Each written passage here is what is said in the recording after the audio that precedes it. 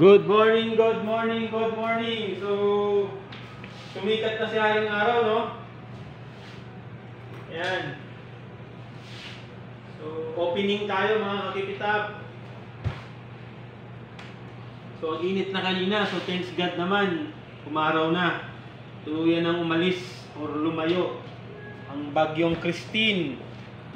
So, sana makarecover na tayong lahat. Especially, Bicol area, Camarines Sur. So, yan, good morning sa lahat, no? Ano ngayon? It's Saturday, October 26.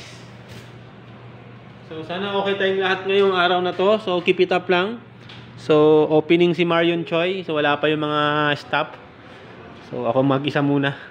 So, wala pang tao yung SM, hindi pa bukas. Okay? So, sana pagpalain tayo ngayong araw na to. And the same time, syempre dapat magtagumpay tayo sa ating mga gagawin ngayong araw na to. Okay? Just keep on doing good. Diba? Lahat yan, may balik yan. Kung gumawa ka ng kabutihan, for sure, kabutihan din ang babalik sa atin. Okay? So once again, what's up? Keep it up. Bye-bye.